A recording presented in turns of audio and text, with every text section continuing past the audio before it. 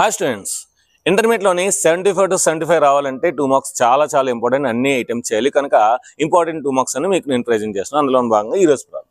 If A is equal to ఒక matrix ఇచ్చాడు and A square is equal to 0 matrix ఇచ్చాడు, అయితే కే value అడుగుతున్నాడు. సో వాడు ఏదైతే ఇచ్చాడో అది రాద్దాం. So given that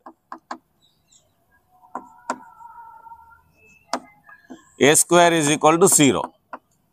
A square అంటే ఏం రాయొచ్చు మనం? ఏ ఇంటూ ఏ రాయొచ్చు. ఏ ఇంటూ ఏ 0. సో ఏ అంటే మనకి 2 4 -1 k. మళ్ళీ ఏ ఏంటి? మళ్ళీ అదే కదా, 2 4 -1 k is equal to 0 matrix అంటే ఏంటి? 0 0 0 0. 2/2 మ్యాట్రిక్స్ తీసుకోవాలి, ఎందుకంటే మనకు 2/2 వస్తుంది కనుక. Okay, rows into columns. 2 2s 4, 4 -1s -4. Next 2 4s 8, 4 into k 4k. Next ఈ rows into columns. -1 2s -2, k -1s -k. Next -1 4s -4, k into k k square is equal to మనకి ఏమొచ్చింది?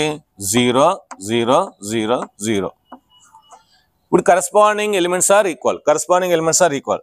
సో అంటే మనకి 4 - 4 0 0 సరిపోయింది.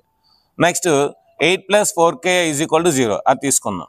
8 + 4k is equal to 0. So 4k is equal to ఈ plus 8 అటు side వెళ్తే -8 అవుతుంది. So k is equal to -8/4.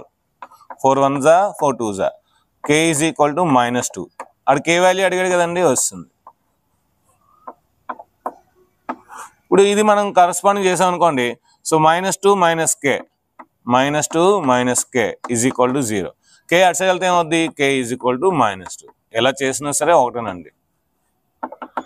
ఇప్పుడు ఇది కూడా అటు సైడ్ తీసుకెళ్ళాం అనుకోండి, అప్పుడు ఏమవుతుంది మనకి?